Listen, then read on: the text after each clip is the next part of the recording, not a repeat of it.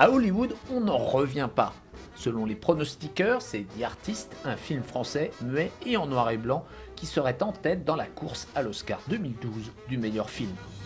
Un projet étrange, presque insensé, mis sur pied par le cinéaste Michel Hazanavicius, le producteur Thomas Langman et leurs acteurs Bérénice Bejo et Jean Dujardin. Le film raconte l'histoire d'amour entre Georges Valentin, une star déchue du cinéma muet, et Pépi, une jeune actrice propulsée vers la gloire grâce au parlant. Action!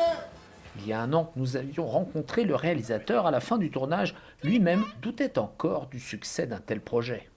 Personne ne sait faire ça. Mais le truc, c'est que moi non plus, je ne sais pas le faire. Donc on l'a fait ensemble. Et puis voilà. Donc comment je me sens, j'ai surtout un peu le trac.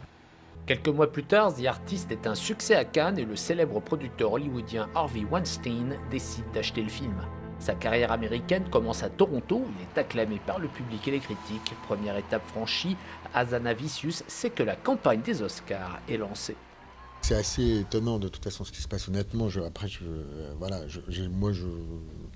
j'essaie de garder un peu de distance par rapport à ça et pas croire tout ce qu'on dit. Mais par contre, ce qu'on dit est très élogieux sur le film et sur le travail qu'on a fait et tout ça. Donc c'est hyper agréable.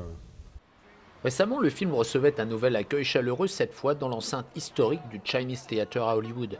Après avoir remporté le prix d'interprétation à Cannes, Jean Dujardin peut désormais s'attendre à une nomination pour l'Oscar du meilleur acteur. Il sait que la route sera longue mais passionnante. C'est encore une expérience assez nouvelle. Il va falloir que je me fasse un gros coaching d'anglais.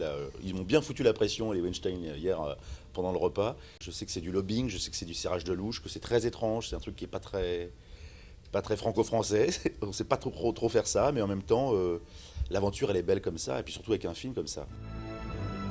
Le 24 janvier prochain, The Artist sera vraisemblablement le 3e film français de l'histoire en compétition pour l'Oscar du meilleur film, après La Grande Illusion en 1938 et Z en 1969.